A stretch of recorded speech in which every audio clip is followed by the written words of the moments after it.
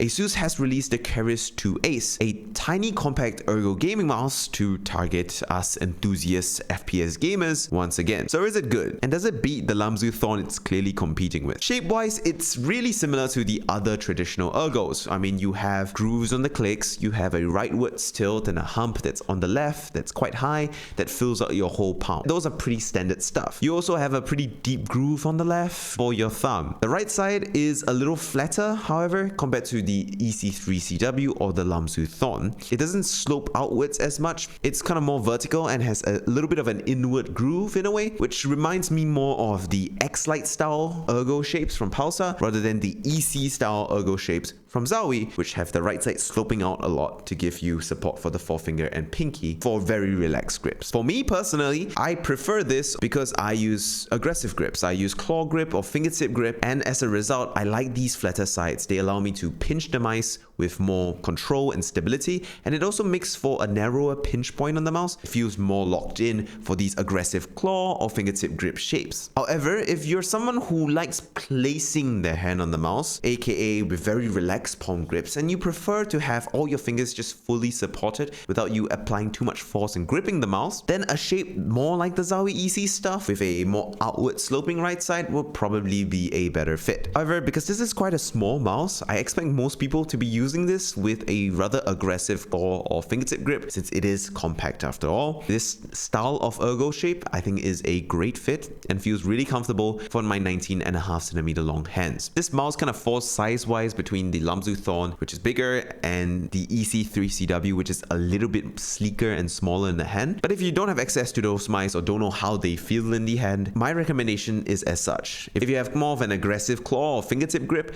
this would be a good fit for hands longer than 18cm long. And for normal claw grips, it's going to be a good fit for about 16 to 19cm long hands. As for palm grips, you're going to need rather small hands, and I think it'll be a good fit for hands like under 17, 18cm long if you're trying to palm grip this mouse. Overall though, for my claw grip instincts, it feels very comfortable and very natural. Although it's a little bit small for long hours of usage, for my style of holding the mouse, I always hold the mouse too tight, I can aim well with it. However, it's not all sunshine and rainbows, and there are two things about the Keris 2 Ace that I think ASUS needs to improve on that leave things on the table to be desired. Number one is the coating. It's really not that grippy. The normal plastic bits on the top are fine, like they aren't very grippy at all, but they're okay. The nylon plastics are reasonably normal. My main gripe is with these grooves. These grooves feel very oily very quickly, and I don't think it's because of the material per se. I actually think it's because these grooves capture finger oils. They're just a trap for all your finger oils, so it becomes a greasy speed strip really quickly and becomes extremely oily and slippery, which is the case with my Keris 2 Ace. Now this isn't a deal breaker because it does come with grip tape in the box that I quite like. That soft fabric grip tape that ASUS ROG has shipped with a bunch of their gaming mice now that I quite enjoy. But I think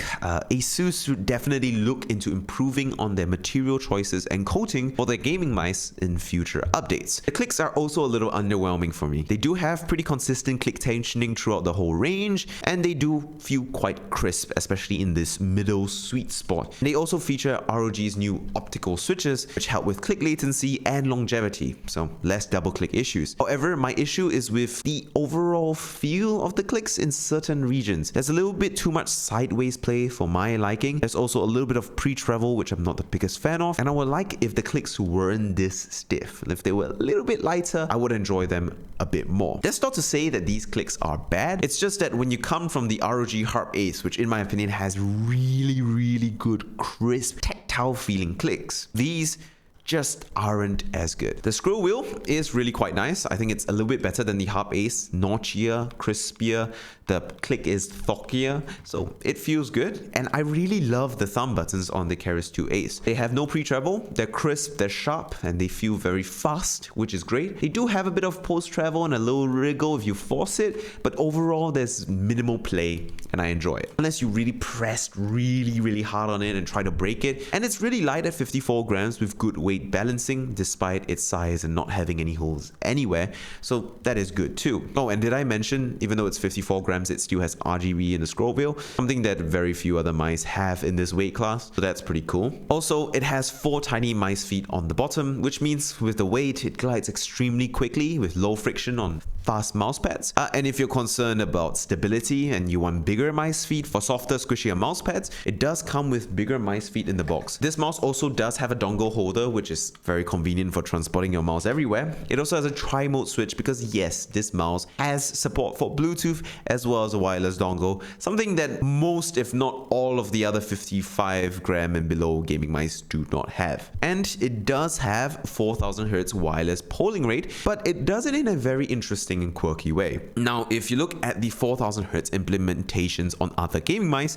you get a big chunky dongle in the box, or you get a big chunky dongle that you have to buy optionally and then pair it, which is another layer of trouble. The problem with the former solution is you no longer have a small tiny dongle that's very easy to bring with you that you can just slot into the hole on the bottom of the Keris 2 Ace.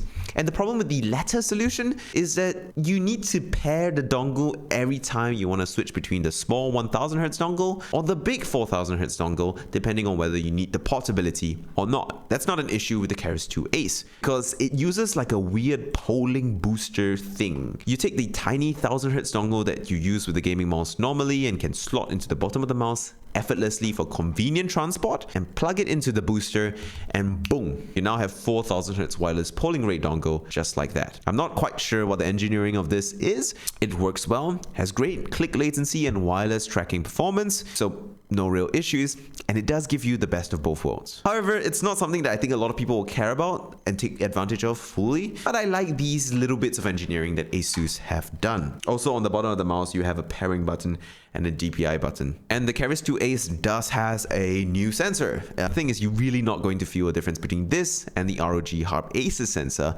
because that 3399 wireless aim point sensor in the ROG Harp Ace is already plenty good, and the 3950 you have in here, wireless aim point 2 sensor you have in here is going to feel equally good as well. The only real world difference you can actually feel is probably the improvements in battery life, and the battery life of this mouse is quite good. On 4000 Hz, I can use this mouse for about 5 days of heavy usage, about 9-10 hours a day between charges, and I think that's definitely plenty for most people. And that was with RGB turned on, so if you turned off the RGB on the mouse, you would actually get even better battery life than that. All in all, is this mouse worth it? Keris 2 Ace is an expensive gaming mouse. It's not cheap, but it does have some things going for it to differentiate it. It's got RGB, which I think some people do really care about, and you don't have many mice at this weight class that have RGB. It also has Bluetooth, which is going to be important for people who have a work and gaming single setup thing going on, and they want to be able to switch between systems without unplugging and replugging dongles, which is quite troublesome. It also does have a pretty nice shape that, yes, has a lot of similar competitors on the market that cost less money, but it does differentiate itself shape-wise enough to kind of have a little bit of a niche. It's got high-end specs, top quality performance, a nice accessory package, and it's ASUS, which means unlike the more niche competitors, it's going to be a lot more accessible to get anywhere in the world, and it's going to be a lot easier to get support for this anywhere in the world since ASUS is a big established company, which oftentimes is the premium that you're paying for when you go for a bigger, more established brand. Anyways, I do quite enjoy the Keris 2 Ace. I think it's a nice choice that is very competitive in this really competitive market. With that, thank you guys so much for watching. Make sure you like and subscribe, and if you want to buy this gaming mouse in Singapore for a good price, check it out on the techyard.com, linked down below.